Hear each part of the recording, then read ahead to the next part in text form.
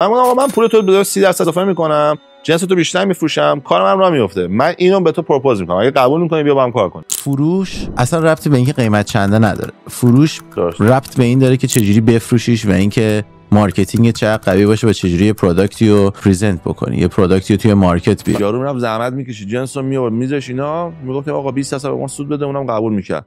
بعد جنس رو من میفروختم، فقط یه ایمیل میزدم به اون بعد میرفت تو آفیس، درو باز میکرد، پک میکرد، چسب میزد، میرفت در پست آفیس میداد، پست آفیس میبرد، همه کارا رو اون با میکرد. سلام، برعکس یوتیوب سوال اقتصادی هستم. امروز با پوریا اومدیم براتون یه ویدیو درست کنیم راجع به دراپ شیپینگ. پوریا چطوری بچهای چنل سهیل؟ خوشحالم که باز میبینمتون با یه اپیزود جنجالی دیگه از رو به رشد. سهیل اقتصادی، اجتماعی، دینی، فرهنگی. آقا این ایده رو با اینکه خیلی دنیای منو به من ربط داره پوریا آورده، واسه همین یه دونه لایک بزنین به افتخار پوریا. من هیچ کنم لایک بزنم. یه سوالیه که روی چنل خودم خیلی گرفتم که آقا دراپ شیپینگ رو واسه ما توضیح میدی بیشتر؟ میتونم توضیح بدم ولی گفتم خب یه نفر هم صحبت بکنم که تجربهشو داشته باشه و بالاخره تو هم تو این بیزنس بودی، واسه همین می‌خواستم من سوال ازت بپرسم حالت مصاحبه‌ای. آره اتفاقا اینجوری بود، چون من خیلی قشنگ من بالا پایین اینا همه چیو دیدم، روزی که این اصلا درست شد، چجوری درست شد، همه چیشو دیدم و یه داستان جالبم برات دارم. حالا برو بریم. آقا اصلا دراپ شیپینگ اول یعنی چی؟ ببین دراپ شیپینگ دو تا معنی داره تکنیکلی. یکی اینه که من اسمم سهیل، میخوام پول در بیارم، میرم یه نفر اسم پوریا داره شورت زنونه صورتی وارد میکنه، میگم که منم میتونم شورت بفروشم. یا به پوریا میگم پوریا مگه این شورت ها رو بفروشم تو چند به من میدی؟ تو وبسایت گوشی $10، تو به من چند میدی؟ پوریا میگم من تو میفروشم $7. تو هیدان که فروختی من تو $7 چارج میگیرم، خودم میفرستم به اون، یه روز $3 میدم به تو. این میشه یه نوع دراپ شیپینگ که تو اصلا تو باغ نیستی، جنس یه نفر رو میگیری و اونو مثلا روی وبسایتی میذاری میفروشی. آره مثلا تو کفش نایکی میتونی بفروشی هر چی. این یه درسته. یه نوع دیگه اینه که یه چیزی رو میفروشی، نمیخوای با اینی که پست چطوریه، پکیج چطوریه، ریترن چطوریه، ولش نمیخوای دیل بکنی. اینو می‌بینی به یه کمپانی که سال 2005 اینا اصلا این خیلی معروف شده بود به اسم کمپانی دراپ شیپ. بودن تو خیابون که میرفتی میدیدی همینجوری تابلو زده بود مثلا پمپ بنزین جوهر پرینتر پر میکنیم دراپ شیپ. بعد من از اون موقع اصلا خندم میگرفت مثلا این چجوری این اومده بالا، چون اصلا منطقی نداشت. مثلا یه چیزی که من برام در میومد $2 بفرستم، مثلا اینا میگفت چقدر، گفتن $16. من خب بگم بگم چقدر دارم این پول در میارم که خب همش بدم به تو. من واقعا نمیفهمیدم کی با اینا کار میکنه. بعدم فهمیدم که اینا چیزشون پیرمرد پیرزنا بودن که یارو تو خونه بوده، وسیله داشته، میفهمه ایبی چیه، تا اینقدر میره جلو که اوکی اگه از این عکس بگیرم بزنم رو ایبی یا بزنم رو آمازون فروش میره. و یه آدرس میومده که اینو سوال خریده، اینم آدرسشه دیگه. یارو نمی‌دونه اینجا باید چیکار کنه، چجوری پکش کنه. اینو برمی‌داشت همین جنس رو با آدرس هم میومد توی مغازه، میگفت مغازم تا تعمی که تو پاچه این واسه اینو میفرستاد. این یارو هم چون آشغالشو فروخته بود، واسش مهم نبود. یه صندلی فروخته بود مثلا $25، $10 هم میگم اوکی ما که آشغال بود، من $15 حاضر بودم بفروشم 25. واسه همین یه چیزی نبود که بتونه آینده داشته باشه، فقط واسه چیزی بود که راه حل کنه واسه فعلی. که بعد دیگه سیستما قوی‌تر شد و پست آنلاین شد دیگه، خب می‌تونی بری آنلاین پرینت کنی دیگه، ایبی به پست وصل شد اینا که همه‌شون اینا پاک شدن. پس این استایل اصلا دیگه من ندیدم دیگه، به نظر وجود نداره. یه حالت پکیجینگ و فرستادن بود که دیگه اصلا یه سرویس بود فقط. اول کاری که میکردن لیست هم برات میکردن، یعنی مثلا اگه اون پیرمرد بودی که بلد نبود ایبی هم بذاری، میومدی میگفت این صندلی من نمیخوام بفروش واسه من. بعد یارو واسه لیست میکرد میفروخت، میگه آقا ما 25 فروختیم، $15 پول پستش شده، $5 فی ماه، $10 اینه، آخر مثلا یه $3 بهت میداد. بعد من خب سرویس چه فایده واسه منه. بعد این موضوع که کاملا دیگه تموم شد، چیزی نیست، چون دیگه هر کسی از خودش اونقدر شعور داره که بتونه خودش عکس بگیره بذاره بفروشه. که ما رو برمیگره به همون یکی استایلی که گفتم. الان فقط اون استایل وجود داره که در واقع یه کمپانی میاد تبلیغ هم میکنه ما 1500 تا جنس داریم، تو بیا اینا رو بفروش به قیمت فلان مثلا. خب پرسونالی من خودم یه کمپانی داشتم که در واقع من خودم دراپ شیپ بودم. این حالتی که ما مثلا 200 تا خورده جوهر داشتیم، جوهر متفاوت، و من به هم میگفتم مثلا هر کی میخواد لیست کنه. مثلا یه رفیق داشتم که رو اینترنت چیزی میفروختن، و اونم گفتن خب ما میتونیم مثلا جوهرتون هم اضافه کنیم. گفتم آره. بعد همین قضا مثلا من جوهر هست، من خودم میفروشم $10، تو اگه بفروشی من $2 به تو سود میدم، من اینو به تو میدم $8. اونم رفت رو وبسایتش $12 میفروخت. بعد که میفروخت مثلا یه اینوایس میفرستاد که به این آدرس اینو شیپ کن، یه $8 هم به من پول میداد از پیپل و هر جایی دیگه. من اون $8 برمی داشتم، پول پستش رو برمی داشتم، میدادم اینو چیزا شیپ میکردم، اضافه‌ش هم داشتم جیب خودم. اونم دیگه هر چی فروخته بود میذاشت جیب خودش. حالا 15 میفروخت $7 میذاشت جیبش، 8 میفروخت بریک ایون بود دیگه، بستگی به قیمت خودش شد چجوری بفروشه و چجوری مارکت کنه و اینا داشت. با تو ولی یه عددی بسته بود، با تو یه عدد ثابتی و بسته بود. آره. دیگه هر چی که هر جا میفروخت تو فقط اتوماتیک بود سیستمی که داشتین یا سیستمتون از چه طریقی کار میکرد؟ سیستممون کاری بود که جوری بود که وقتی اون میفروخت پولو که میگرفت ایمیل پیپلش میومد پیش من که پوریا جوهر 1 2 3 رو فروخت برای $15. بعد دیگه میفهمیدم جوهر 1 2 3 بعد بره به اون یارو، من اینو شیپ میکردم. فهمیدم. بعد آخر ماه پوریا میومد حساب من، گفتم پوریا نکن 50 تا چیز فروختی، 50 تا $8 میشه $400، شما من $400 باید بدی. بعد پوریا چک میده $400 به من میداد میرم. وقت تو ولی وقتی که جنس رو میفرستادی نمیمدی از این بیزنس کارت اینو بذاری بگی آقا دفعه بعد خودم بگیر دیگه از اون نگی ارزون تر بهت میدم؟ چون خیلی از این اتفاقا واسم میفته، مثلا یه چیزی رو میخرم بعدش میاد دم خونه بعد توش پر کارت میگه آقا دیگه دفعه بعد از اون نخر بیا از خودم بخر انقدر ارزون تره. خب ببین من چون مادر خراب نبودم این کار نمیکردم. من اتفاقا یادمه چون ما داشتیم از این چیزا و کاری که من کرده بودم میگفتم که آقا اینا رو هیچ چیزی توش نفرستین که طرف اصلا نفهمه طرف ما اومده، یعنی طرف هنوز میگه اینو پوریا فرستاده، هیچ چیزی که پوریا نمیدید. این طرف میتونه بیاد بگه این اصلا شرکت خودمه. آره اون اصلا چیز نبود. بعد من اینو که کردم گفتم خب بذار ببینم من که چون من خب خیلی ترافیکم زیاد بود، من فکر میکنم یادم نمیاد واقعا دیگه، واقعا یادم رفته، ولی مثلا من روزی 400 تا سلز داشتم، یعنی 400 تا ترانزکشن کریدیت کارت چارج میومد تو حساب من. حالا چند نفر می اومدن و ترافیک و اینا دیگه خب خیلی بیشتر بود دیگه. مثلا من ترافیک خیلی بالایی داشتم و ایبی هم اینو میفهمید، آمازون اینو میفهمید. من اگه میمدم یه جنس میمدم مثلا یه دونه گلدن لیست میکردم، پوریا میاد یه گلدن لیست میکرد، پوریا رو میذاشت تو پوزیشن 7، منو میذاشت 1 یا 2. درست. تو میگه آقا این یارو این کاره است. برای من تو این بودم که آقا پس من تجربه رو درست کردم، در واقع من مثلا جای خوبی دارم اینجا، پر ترافیکش زیاده، پس من بیام برم جنسای پوریا رو بفروشم. برام میگم آقا مثلا تو جنس داری. خلاصه آقا من گشتم شاید 20 تا کمپانی اون موقع پیدا کردم که مثلا یارو آنلاین اتوماتیک بود و وصل میشد به سیستم، تو معلوم بود که یارو زحمت کشیده پشت این داستان هستش. با یکی واسه من یادم مثلا میگفت ما 14000 تا پروداکت داریم، مثلا والمارت 25000 تا پروداکتش داره، یعنی هر چی میگفت فکر کنیم ما داریم. بعد خب منم ساین اپ میکردم، یه پولی هم مثلا شاید میگرفتم، مثلا میگفت $50 بگی که عضو بشی. بعد که عضو میشدی میدیدی که آره مثلا میگم یه دونه مثلا نمکدونی که مثلا شکل یه دونه پیرزنه اینو گذاشته، بعد میگه اینو بفروش مثلا $7 $4 بردار برای خودت. بعد میدیدم که خب چی مثلا نمکدون میاد $7 پول بده. بعد میخوام نگاه میکردم میگم نمکدون رو مثلا تو چین میفروشن 12 سنت. خب این حرامزاده 12 سنت آورده با اجاره و فلان و بسارش و ایناش مثلا بگو میشه $1.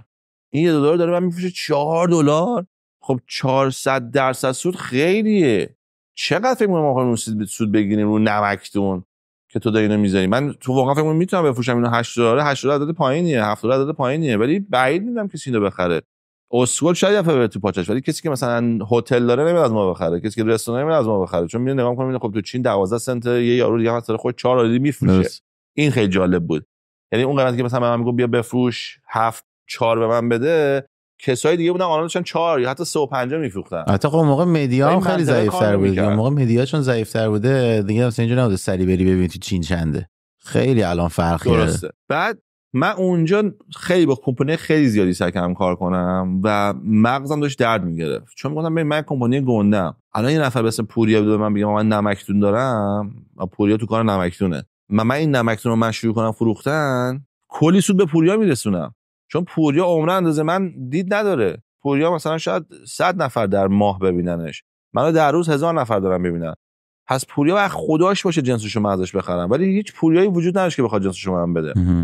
و خیلی واسه من عجیب بود. من خیلی گشتم، چون میگم جاشو داشتم، آفیسشو داشتم، شیپینگ میکردم، خودم دراپ شیپ بودم، یعنی اصلا اگه تو فکر کنی بیزنس واسه من ساخته شده بود و من نتونستم حتی یک نفر یک کمپانی پیدا کنم که $1 به من سود بده. همشون بدون استثنا دزدی بود و نه که دزدی بودا، فکر نمی‌کردم به اون قضیه. شاید کالچرشون موقع هنوز جا نیافتاده بوده دیگه واسهشون که نه اون یارو که دراپ شیپو داشت تمام سودو می‌خواست بخوره.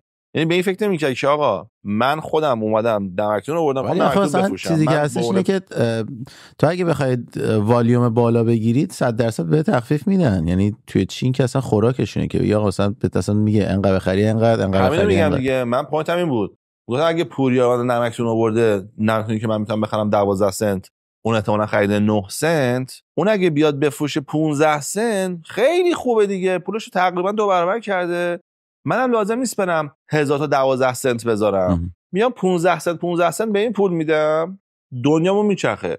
بعد پوریا که زنگ گفتم پوریا نمکتون چند، میگفت $4. گفتم وا. آره خب من خودم میام 12 سنت میگم، خب برو بیار. اکثر آدما از چین نمیتونن جنس بیارن، انبار نداشتن، شیپینگ، حالا شیپینگ چرا مهمه؟ اگه من یه جعبه رو میفرستادم آمریکا واسه مثلا $5، همون رفیقم که میومد جنسش میذاشت من براش بفرستم، اون رفته بود همه جا پرسیده بود، گشته بود، کانکشن برقرار کرده بود، زید $15 پیدا نکرده بود. درسته. میگم من وقتی میام با تو شیپ میکنم هر دفعه که میکنم $10 هم سود میکنم. چیزای لوکال چی؟ جای لوکال رفتی؟ مثلا کارخونجات لوکال، مثلا چیزایی که دور و برمون هستش توی ونکوور؟ نه هیچ وقت لوکال نرفتم، همیشه دنبال جنسی بودم که باشه یا یکی کسی این کارو کرده بوده و فقط یه بار کار کرد. برای همین گفتم یه داستان مثلا میگم، اینو می‌خواستم بگم. یه بار کار کرد خیلی هم جالب بود. یه یارو بود دقیقاً کار منو میکرد تو آمریکا. اینو من از کجا پیدا کردم مهم نیست، من یه جوری پیدا کردم، از کارخونه چین من اینو پیدا کردم که گفتم میخوام برم آمریکا جنس بیارم. گفت اگه میخوای آمریکا جنس بیاری باید بری عین بخری. بعد گفتم نه من کانادا. بعد گفت خب پس ما خود میفرستیم. من دیگه عین رو پیدا کردم، با این آشنا شده بودم. یه روز بهش زنگ زدم که آقا من فلان جنس رو میخوام، چنده؟ همینجوری قیمت ده مثل نمکتونه. اگه من میخریدم 12 سنت یو گفت مثلا $4. من بابا خود دیوانه ای، من دارم خودم این کارم، اما مثلا 10 تا فروش دارم، چرا همچین عددی به من میدی؟ گفت قیمت ما اینه $4. بعد من یه روز جنسم تموم شد، یه جنسی نداشتم و اگه از این میخریدم 2 روزه دستم میرسید، از چی میگرفتم 2 ماه میرسید. رفتم داشت خود خریدم و اینا، ضرر دادم، جنسو فرستادم. بعد بهش زنگ زدم گفتم آقا تو مگه صاحب این کمپانی نیستی؟ گفت چرا؟ گفتم بیزنسمن یا بیزنسمن نیستی؟ گفت بیزنسمنم. گفتم این کاری که داری میکنی کار نمیکنه، من الان گیر کردم تو مشکل دارم، راه حلم هم تو داری، تو میتونی مشکل رو حل کنی به علاوه اینکه تو پول در بیاری. راهی که تو داری مشکل رو حل نمیکنی، چون من خودم تو میخرم انقدر اضافه پول بدم که میرم تو ضرر. دیدم که شده آردی، پس هم پولش هم مشتری شایکیه که دید گرفته جنسو، رابطه منطق کار نخواهد کرد. من چند وقتی به ماشین میام آجنس ندارم میبندمش و تو یک قرون از من دیگه پول نمیگیری. بالا بگو 100 تا از من ساختی، 100 تا $4 از ما ساختی، بگو 4 تا از من پول ساختی. ولی من کسی هم که دارم مای $10,000 $100,000 فروش دارم، تو میتونی با من بیزنس بهتری انجام داشته باشی. گفت حالا چی میخوای؟ گفتم این جنسه که هستش تو من میگی $4 به من بده 15 سنت. گفت یعنی چی 15 سنت 4؟ من ببین من اینا تو چی میخرم 12 سنت. خب برو از چی بخر. گفتم خب از چی میخرم، مشکلی ندارم، بعضی موقع جنسم کم میاد، تو هم جنس رو زمین نشسته، من که میدونم من اینو 12 سنت میخرم، پس تو دیگه اگه اسکول باشی 12 سنت میخری، اگه باهوش باشی داری 9 سنت میخری. پس من که بهت میگم 15 سنت دارم تقریبا به تو سود 60-70% میدم. سر تو کلا که نمیذارم. چه سودی واسه تو داره اگه با من کار کنی؟ پول در میاری، جنس زودتر میره چون اینا اکسپایر میشن بعد از 2 سال دیگه اکسپایر نمیشه، فروشت میره بالا و به خاطر فروشت میره بالا از چین میتونی جنس بیشتر بخری، وقتی جنس بیشتر بخری میتونی بیشتر تخفیف بگیری، پس همه جوره تو میبری، هیچ نوع ضرری برات نداره. از اون برم من یه مقدار بیشتر پول میدم، جنس هم عقب نمیمونه، خیلی راحت میشه.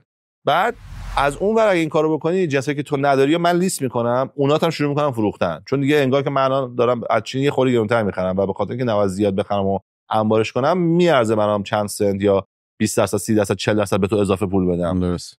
بعد یارو یه خورده فکر کرد و اینا گفت اوکی من این کارو میکنم. سفارش هم دادم و جنسا رو فرستاد اومد و بعد بهش زنگ زدم هفته بعد. بهش زنگ زدم که آقا صحبت کردیم که جنسای دیگه هم میخوام بفروشم. گفت خب گفتم اگه میشه یه دونه لیست واسه من درست کن، جنساتو بنویس، قیمتای منم بنویس، خب که من بدونم چی داری و چنده، که من همه اینا رو لیست کنم شروع کنیم همون دراپ شیپینگ رو من تو رو انجام بدیم. بعد یه مسیج داد که نه. یعنی چی نه؟ گفت من عددی که به تو میدم و حاضر نیستم توی کاغذ بذارم، فقط میتونه زبونی بین من و تو باشه. این اگه یه جا بیاد بیرون یکی رو ببینه کل بیزنس هم میتونه به فنا بره، چون این تموم شه. من دیوونه ای، درست. ما داریم ازت میخوایم 4 تا به یارو میدی 15 سنت. یعنی تنها دراپ شیپینگ منطقی بود 2 نفر میبردن و آینده دار بود یه چیزی بود که فقط من تونسته بودم برم مخ یارو رو بزنم، یارو هم مخش قابل زدن بود. میدونید مطمئنم 9 نفر میگم نه 6 سنت میخوام چیکار کنم. درسته. درصدی بعد بهش نگاه می‌کرد دیگه، نه مثلا 6 سنت درصدی بهش نگاه می‌کرد. من گفتم آقا من پول تو بده 30% 30% اضافه میکنم، جنس تو بیشتر میفروشم، کار من راه میفته، من اینو به تو پروپوز میکنم، اگه قبول میکنی بیا با هم کار کنیم. حالا این بیزنس مدل رو ریکامند میکنی به کسی، پیشنهاد میکنی؟ اصلا به خاطر اینکه ببین اگه رابطه بتونی اینجوری برقرار بکنی، آف کورس رابطه که من داشتم طلا بود. یارو میرفت زحمت میکشید جنس رو میآورد میذاش اینا، میگفتم آقا 20% به ما سود بده، اونم قبول میکرد. بعد جنس رو من میفروختم، فقط یه ایمیل میزدم به اون بعد میرفت تو آفیس درو باز میکرد، پک میکرد، چسب میزد، میرفت در پست آفیس میداد، پست آفیس میبرد، همه کارا رو اون بعد میکرد.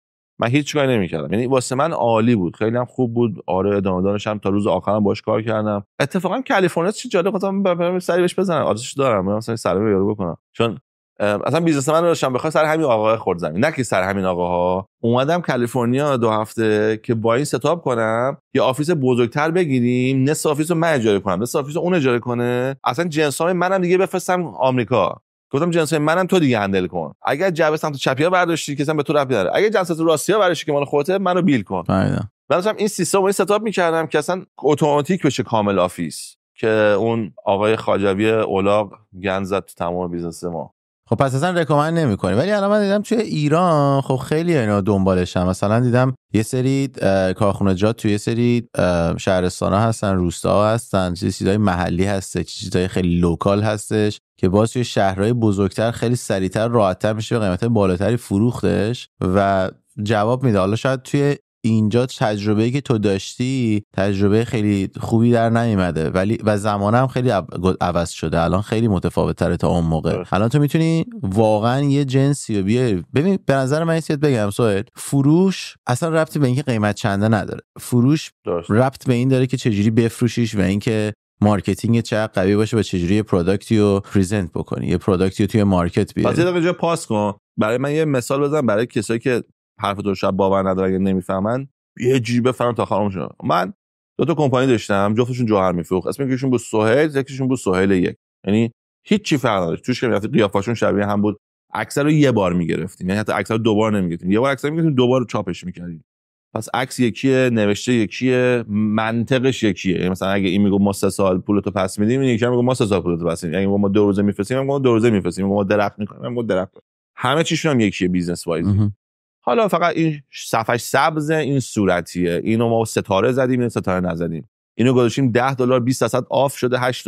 اینو که گذاشتیم $8 قیمت ثابت خودشه. ولی همه چی یکیه. توی ای بی این کار غیر قانونیه. تو نمی‌تونی یه اکانت 2 بار داشته باشی. ولی من فهمیدم که وقتی یه اکانت 2 بار درست می‌کنی، فروش 2 برابر میشه. چون ای بی هم که به همه اکانت‌ها بیزنس بده و وقتی بیشتر یک اکانت داشتی، فقط با هم که 2 بیزنس 2 برابر میشه. برای همین من بیشتر از یه دونه اکانت داشتم.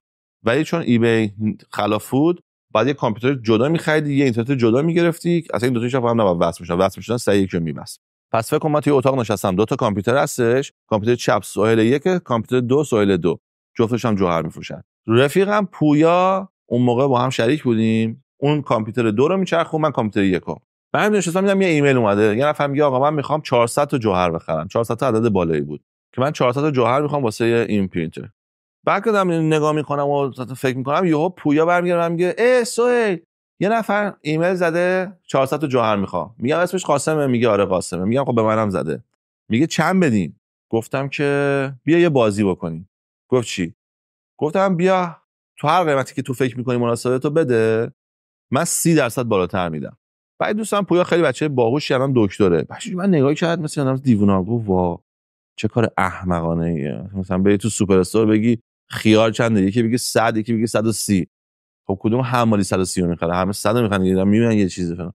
گفتم خب بیا بکنیم دیگه، کل بندازیم. من انقدر سرزم قویه که من فکر میکنم از روی ایمیل بتونم مخ این یارو رو بزنم که بعد پویا گفت برو دیوونه ای تو. گفتم خب فرق نداره که چه کاسکی واسه من بیا بکنیم. گفت قبوله.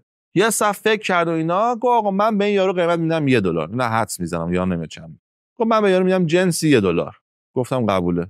گفتم پس من به یارو میگم 1.25. خنده داد. خلاصه من به یارو ایمیل زدم 1.25 و اونم داد $1.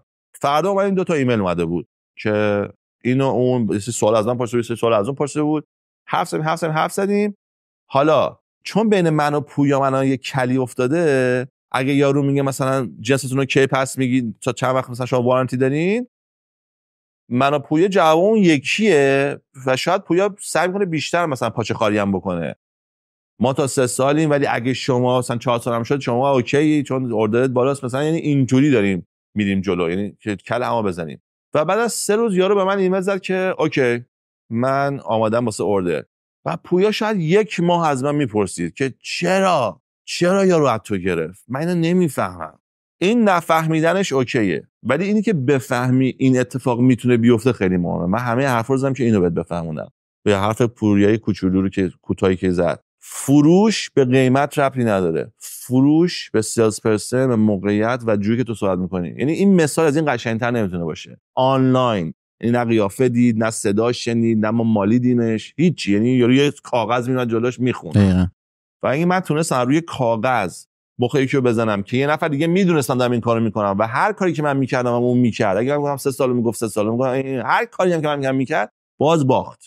25% واسه فروش بیزنسی 25%، ولی اصلا چندین برابرش هم مثال خیلی قوی ترش هم باز هست توی دنیا. مثلا کلا همه برندهای دیزاینرها همشون همینطوری هم. مثلا اگه فیلم گوچی رو دیده باشین، توی فیلم گوچی خب یکی از گرانترین برندهای دنیا هستش دیگه، توی پوینت اینا داشتن برشکست میشدن تقریبا و مثلا گوچی میومد یه کمربندی رو میذاشت مثلا $1000 برای فروش، بعد یه دونه عمو داشتش که این عموه گفتش که آقا من نمیخوام بیام مثلا اینا بذارم $1000 وقتی کاستش مثلا $10 واسه ما، خب من اینا رو میخوام بذارم $50 بفروشم. بعد اومد یه دونه لاین جدای گوچی زد که اینا رو گذاشت $50 فروختن. بعد هنوز اونی که داشتش $1000 میفروخت بیشتر میفروخت از اون کسی که کرده بودش $50. بعد یه مغازه خیلی بالاتر و بزرگتری داشته، جوری که پرزنت می‌کرد یه پروداکت خیلی قوی‌تر بود. تا آخر سر برند اصلی گوچی در اومد به عموی گفتش که ببین وقتی تو داری این کارو می‌کنی داری به ما ضرر می‌زنی، چون مردم آردی دارن $1000 رو می‌خرن، چرا اومدی اینا رو کردی $50؟ و یکی از جنگایی که بین این دو تا صاحبای گوچی افتاده بود این بود که یکیشون می‌خواست بره راه چیپ، دنبال تعداد بیشتر بود، می‌خواست مثلا مسیر زارا رو بره، یکیشون می‌خواست نه مسیر لاکچری مثل هرمس و برندهای دیگر رو بره که این اصلا دیگه اینطوری جدا شدن و اونی که تو سمت لاکچری رفتش تونستش آخر سر برنده بشه. اینا همش بستگی به این داره که چجوری پروداکت رو میاری وارد مارکت میکنی، چجوری نشونش میدی، چجوری تبلیغات میکنی. حالا وقتی برگردیم به حالت دراپ شیپینگ، تفاوت الانی که به وجود اومده اینه که الان تو خیلی راحت میتونی یه پروداکتی بیاری به صورت آنلاین، اگه تبلیغ درست براش بکنی بفروشی، هر چقدرم که بخوای میتونی بفروشی. یعنی فروش آنلاین به نظر من اگر سیستم مارکتینگ درست باشه، تو هر چقدر پول توی مارکتینگ بریزی 2-3 برابر پس میگیری، اگر روش راهی که ساختی درست باشه. من خودم دراپ شیپینگ خیلی دوست دارم، به نظر من یکی از چیزاییه که خیلی میتونه سودآور باشه اگه پروداکت درستی رو انتخاب بکنی، اگر بتونی درست تبلیغات براش بکنی، اگر یه وبسایت خیلی ساده براش بسازی که خیلی راحت مردم بتونن ازش خرید بکنن. و به نظر من مهمترین چیزی که توی دراپ شیپینگ هستش کاستومر سرویسه، که تا بتونی سرویس خیلی خوبی بدی. یکی از دلایلی که آمازون خیلی رشد کرد سریع اینه که آمازون اومده یه کاری کرده که انگار دوست صمیمی تو داره میره یه چیزی که تو میخوای برات خرید میکنه، میاره دم خونت، فردا صبح تحویل میده، میگه آقا این فردا صبح. یعنی انقدر سرعت آمازون بالاه که تو بوریا به نفسی بگم گریت بگیره. دیشب ساعت 3 صبح یه بچه‌ها گوش بدین، ساعت 3 صبح برای النا روژه نمیدونم چی، یعنی که میزنن به موژه ها ریمل سفارش دادم، ساعت 3 صبح 4:20 صبح دلیور شد. چسبیدی به ورهاوس آمازون فکر کنم، جفسوس فکر کنم، نه نوشت وقتی داشتم میزنم زدش که الان این زیر $25 فردا میاد، اگر جنساتو بکنی $25 به بالا خرید تو اوورنایت میاد بین 4 تا 8 صبح. و من برام چیز بود، 2 تا چیز گرفتم، شارژر USB اضافه کردم شد $26 دقیقاً. دادم چک اوت، بعد ساعت 5 رفتم جیش کنم، بعد گفتم در باز کردم دیدم پشت دره، رفتم نگاه کردم دیدم ساعت 4 زده دلیور شد. واو. خب پراکور کم دیگه اصلا دیگه نمیفهمم. crazy از دوست سمید بهتره من. آره دیگه دقیقاً واسه همین این چیزا رو رعایت بکنیم به نظر من دراپ شیپینگ خیلی خوبه. حالا یه ویدیوهای کاملتر و جنجالی‌تر باز دربارش میسازیم که آقا چجوری توی دیتیلش بری، چجوری اصلا این پروداکت رو انتخاب بکنی، چجوری بیای یه پروداکتی رو مارکت بکنی، چه مدل مارکتینگی به چه دسته چه پروداکتی میخوره و اینا. خلاصه بعداً براتون اینو میسازیم. سویل میخواین اپیزود تموم کنیم؟ آره اینم جالب میشه بریم توش. دقیقاً.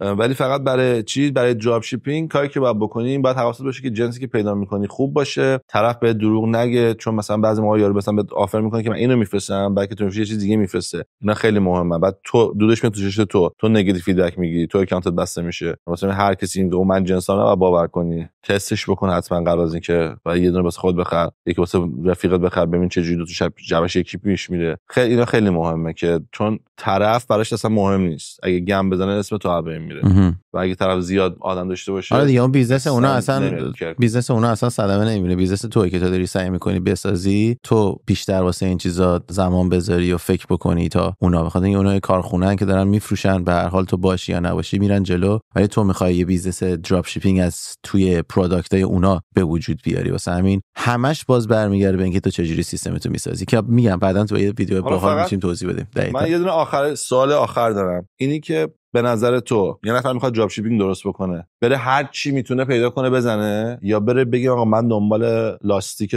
مثلا کامیونم، بعد بره فقط لاستیک کامیون سوال کنه و دراپ شیپینگش فقط لاستیک کامیون باشه، یا که نه تو چی می‌پوشی نمکدون بذار، تو چی می‌پوشی گلدون بزن، تو چی می‌پوشی لاستیک بذار، تو بودی کدوم انتخاب می‌کردی یا چی میگی؟ من 100% میرفتم اولا اگه بخواستم پروداکت انتخاب بکنم پروفیت مارجین خیلی بالا، چیزی که مثلا جوهری که سوال انتخاب کرده مثلا میخره 10 سنت میفروشه $5 مثلا، یعنی سودت انقدر زیاده که هر چقدر اشتباه توش بکنی باز سودآور هستش داخلش. دوم این که اگه میخواستم مغازه آنلاینمو بسازم بیشتر میرفتم دنبال یه سری چیزایی که به هم دیگه ربط دارن، یعنی میرفتم یه نیشو انتخاب میکردم و میرفتم توی چیزایی که به هم دیگه ربط دارن، به خاطر اینکه همیشه اول برای یه چیز شناخته بشی قوی تر میتونی رشد بکنی تا اینکه بعداً اکسپند بکنی به چیزهای متفاوت. واسه همین من این کارو میکردم. خیلی درسته. برای بچه‌ها که میخوام مثال تاریخی میزنم، میان سال فکرام بالا سال 1995 یعنی 1995 این ریسرچ میان توی انگلیس نگاه میکنن که پول تقدیم انگلیس بعد از خانواده شاهنشاهی کیه،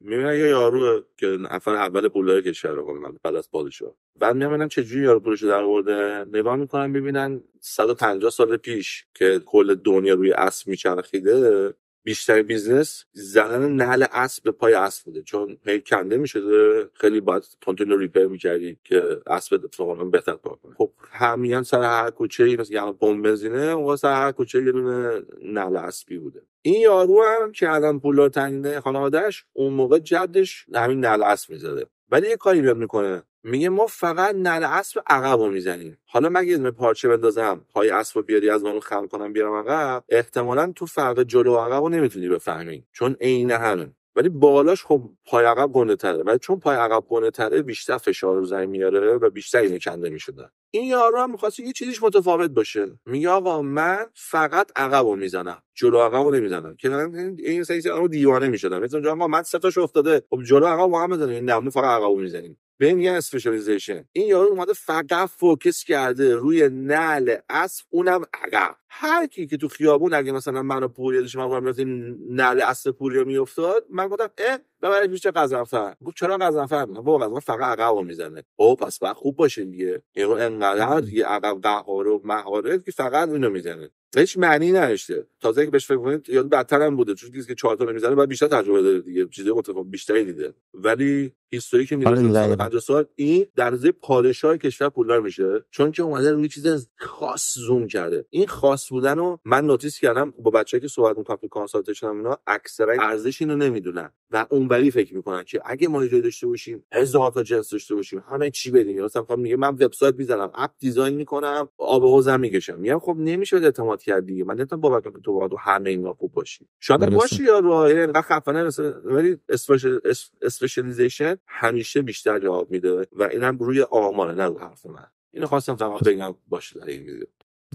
دقیقاً چیزی که میگی درسته و دقیقاً اگه میخواین توی چیزی رشد بکنین اول برین دنبال نیش مارکتش، بعد از اون که برندتون رو ساختین، اسمتون رو ساختین، بعد از اون تو هر زمینه‌ای بخوای وارد بشی دستت بازتره و میتونی راحت‌تر پخش بکنی و گسترش بدی بیزنستون. بازم دمتون گرم که تا اینجا ویدیو دیدین. مرسی تا یه رو به رشد بعدی. چاکس.